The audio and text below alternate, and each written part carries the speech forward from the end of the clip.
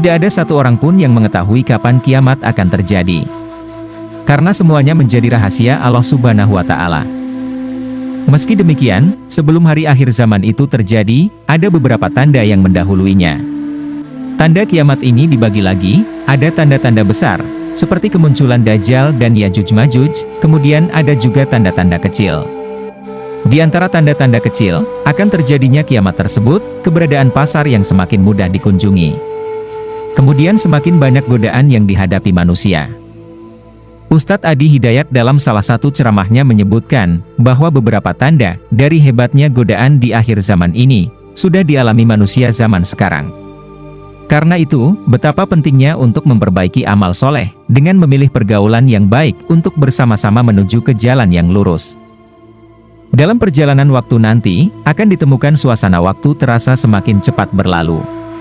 Waktu 1 tahun akan terasa seperti 1 bulan.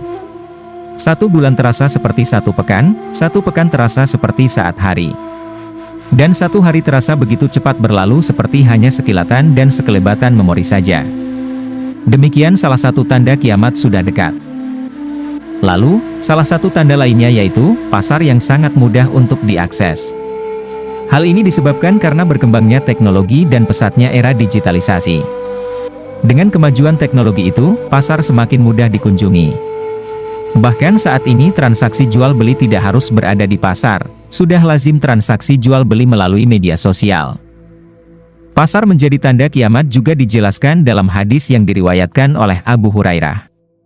Hari kiamat belum akan terjadi sampai berbagai fitnah bermunculan, kebohongan merajalela, dan pasar-pasar berdekatan. Pasar-pasar dikatakan saling berdekatan bisa dipahami dengan 3 makna. 1. Informasi tentang fluktuasi harga, dapat dengan cepat diketahui. 2. Perjalanan dari satu pasar ke pasar yang lain, dapat ditempuh dalam waktu singkat, walaupun jaraknya berjauhan. Selain pasar, tanda yang lainnya adalah, fitnah dan berita bohong demi kepentingan beberapa golongan, sudah marak terjadi. Pergaulan yang buruk, perbedaan pendapat sudah tidak dihargai lagi, dan malah menjadi perpecahan.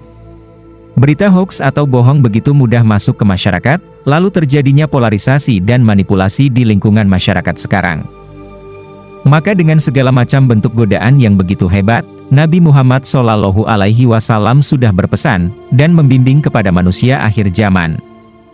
Pertama adalah, selalu selektif dalam memilih teman yang terbaik. Mungkin beberapa teman bisa bersama-sama saling mengingatkan untuk selalu menuju kebaikan, bukannya memanfaatkannya. Seperti contoh, membuat grup WhatsApp untuk mengingatkan, agar bangun di 1/4 malam, untuk sholat tahajud, dan amal saleh lainnya. Berkumpul dalam suatu tempat yang baik, untuk bersama-sama membicarakan hal yang baik, dalam rangka silaturahmi dan berbagi ilmu kebaikan. Pikiran dan hati manusia begitu lemah. Mungkin detik ini bertekad untuk berhenti maksiat, namun 1 atau 2 jam ke depan, bisa dengan tiba-tiba muncul rasa untuk maksiat. Maka ketika muncul pemikiran untuk berbuat maksiat, kata para ulama, bayangkan pada saat itu kamu akan diwafatkan. Misalnya dalam pergaulan yang tidak bagus, lalu ada seseorang yang mengajakmu menuju ke tempat yang kurang baik. Bayangkan ketika kamu menginjakkan kaki ke tempat itu, saat itu juga kamu akan diwafatkan oleh Allah Subhanahu wa Ta'ala, ujar Ustadz Adi Hidayat. Karena itu, jika kita bisa berpikir lebih jernih dan sadar untuk melawan maksiat, tahu batasan pergaulan, teman yang baik, niatnya diperbaiki, dan terjaga dari maksiat. Insya Allah jika kita menerapkan itu semua, kita tidak akan terpengaruh dan tetap konsisten dalam jalur kebaikan, di setiap perkembangan zaman. Semoga bermanfaat.